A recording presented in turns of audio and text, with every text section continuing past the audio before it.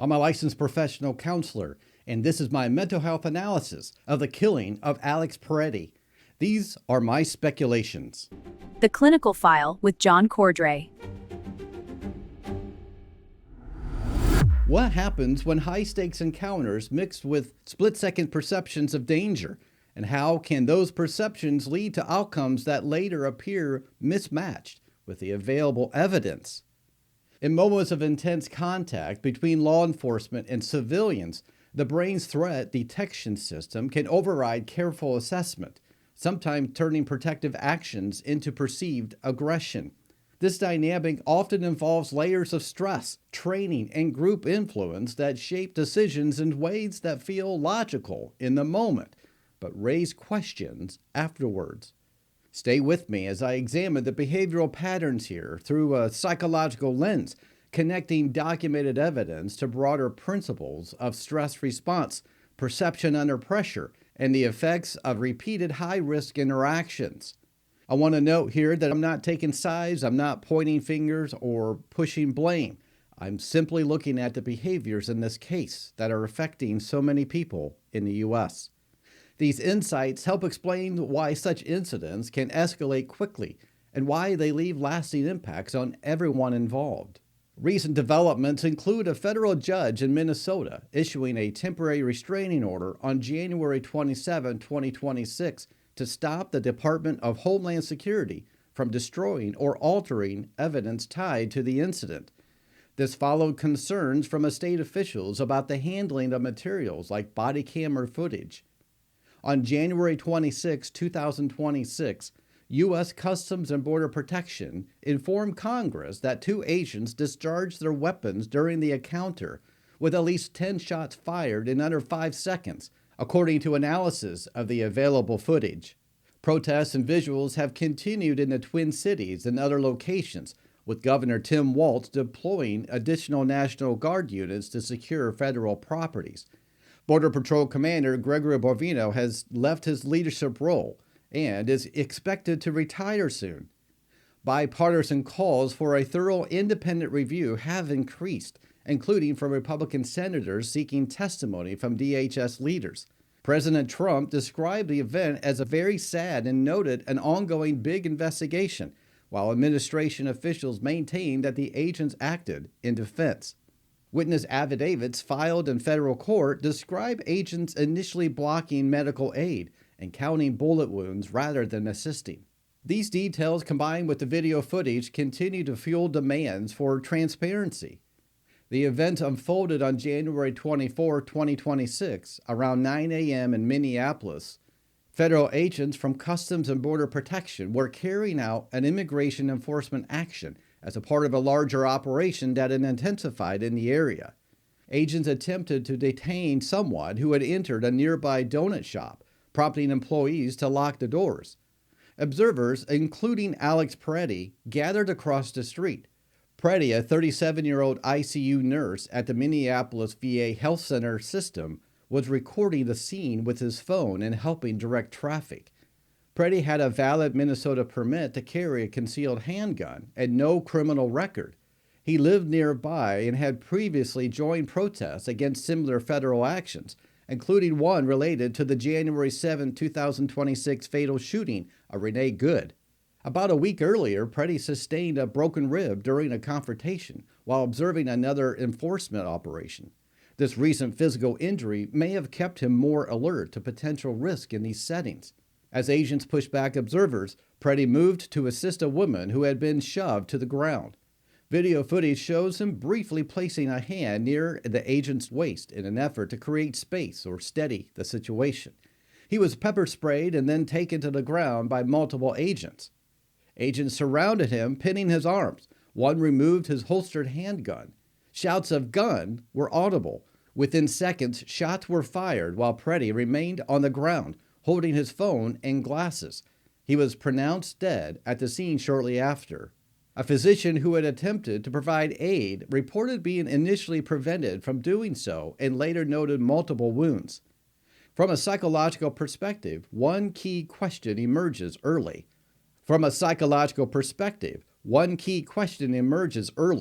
How do group dynamics and high-stress teams contribute to rapid escalation when the perceived threat is announced? In law enforcement settings, perceptual narrowing often occurs under adrenaline, where attention locks onto a single detail, like a possible weapon, while context fades. Chronic exposure to confrontations and situations can heighten this response, turning routine stress into a state of heightened vigilance that influences split-second choices. Pretti grew up in Green Bay, Wisconsin, after being born in Park Ridge, Illinois in 1988. He was active in sports during his high school and later earned a degree from the University of Minnesota before becoming a licensed nurse in 2021. His work with veterans at a VA likely reinforced a strong sense of responsibility toward those in need. Why might someone with that background step into a tense situation like this? Protective instincts rooted in empathy and duty can drive intervention, but in high-intensity contexts, those same actions risk being interpreted as confrontations if communication breaks down. The broken rib from the prior week is relevant here. Prior physical harm in similar contexts can foster hypervigilance, where their nervous system stays primed for danger, potentially affecting judgment about when and how to engage. Agents were operating in an urban environment far from a typical border duties, part of a surge that had already produced multiple shootings in the area. This shift in their role could create added tension as training for one setting collides with the realities of another. A second question arises here: how does confirmation bias operate in these moments where initial perceptions of threat persist even as circumstances change? Cognitive shortcuts like bias become more pronounced under fatigue or pressure. Once a threat label is applied, it can anchor decisions, making it harder to adjust based on new information, such as disarmament. Pretti was legally carrying for protection, a choice many make without incident. Yet in this encounter, the presence of the firearm became central. His decision to record and assist reflects civic engagement, but psychologically, visible recording or intervention can sometimes trigger defensiveness in authority figures facing scrutiny. This pattern appears in cases where perceived challenges to control heighten arousal. Training that addresses these dynamics might reduce misreads by emphasizing ongoing communication. Post-shooting protests formed quickly at the site, with tear gas deployed and some arrests. Witnesses were held for hours. These responses prompt a third question here. What role does post-event behavior play in revealing underlying stress or justification needs? After high-stakes incidents, defensive actions can stem from dissonance, where actions conflict with self-view as protectors.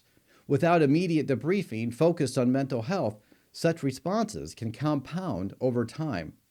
Pretti's family expressed deep grief and frustration over initial characterizations. Federal statements evolved as video surfaced, shifting emphasis away from certain claims. This evolution highlights how narrative adjustments can occur when evidence challenges early accounts. Why do such shifts happen?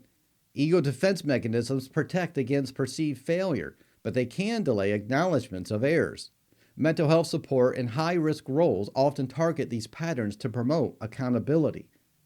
The community response was swift and widespread. Vigils drew thousands. A GoFundMe exceeded $1 million, and groups from nurses to sports figures voiced concerns.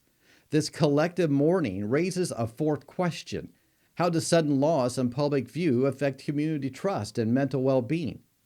Vicarious trauma spreads through shared exposure via videos and reports, potentially increasing anxiety or calls for change. For families, the abrupt nature compounds grief, often requiring targeted support to process betrayal or injustice feelings. On the enforcement side, repeated operations in resistant areas can foster a us versus them outlook. Polarization psychologically reinforces group cohesion, but reduces openness to de-escalation cues. Witnesses consistently stated Pretti did not brandish or resist aggressively. Videos show the gun removed before firing began. These elements create a clear point of contrast with individual reports. A fifth question here is: how does adrenaline impair precise recall and coordination in teams?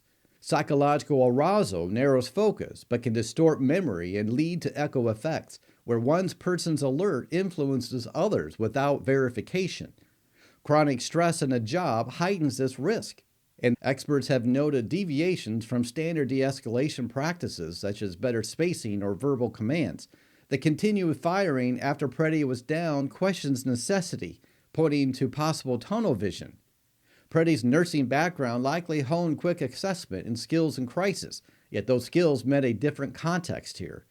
His last reported words to the woman on the ground were about her well-being, underscoring a helper orientation. Why do helpers sometimes place themselves at risk in the first place? Altruism drives many, but repeated exposure to conflict can blend concern with a sense of moral obligation that overrides caution. The evidence trail, including bystander videos from multiple angles, has been crucial. Analysts confirm key sequences here, such as the timing of the disarmament relative to the shots. In group settings, how does social proof amplify threat perceptions? When one member signals danger, others align quickly, creating momentum that overrides individual reassessment. Fatigue exacerbates this as well, a frequent mental health concern in SWIFT-based work. Jurisdictional tensions emerge, with local authorities pushing for access and evidence preservation. The restraining order addresses those concerns directly, but there's still questions. What psychological effects does evidence withholding or delayed release have on public perception? Uncertainty breeds speculation, eroding trust and potentially increasing stress responses like hypervigilance in communities already feeling targeted. Pretti's activism stemmed from concern over policies affecting neighbors and veterans he served. His involvement in prior protests shows consistent values. How do repeated high-intensity contacts influence decision-making over time for both civilians and officers? Cumulative stress lead to burnout or desensitization, altering risk thresholds. For civilians, it may build resolve. For officers, it can heighten defensiveness. Connecting these threads, the incident reflects how unchecked stress in charged environments can distort perceptions and actions. The why is often lies in physiological and cognitive responses that training and support aim to mitigate. The release of body camera footage could clarify further as we look into this more, potentially resolving lingering discrepancies. Until then, the case underscores the human elements in these encounters. Yet another tragic case here with all the rioting, with all of the protesting, with all of the deportations that are happening. It's definitely an us versus them mentality, it seems. And it's very tragic when residents and people in the community are trying to take action. But I wonder, the question that I have sometimes is, do the people on the ground who are protesting have all the information? I don't know. I'm a therapist, and so I always talk about and emphasize for my clients that we have to focus on the evidence, not on speculation, not on perceived motives here that many people are having. And I know, I get this is a very political thing, and I know it's charged, and some of you might disagree with some of the things that I have said in this case. I'm not taking sides. I said that at the beginning. It's tragic. Alex seemed like a really nice guy. He was in a great profession, helping people, and yet he intentionally got involved in a very physical way, not once, but multiple times. It's tragic. His intentions may have been very valid, may have been very altruistic, but ultimately the impact was very, very tragic. So what did you think about this case? I know it's still ongoing. I know it's still a hot button. Were there any elements about this particular case that stood out to you? Thank you for joining me today. Until next time, stay curious, stay safe.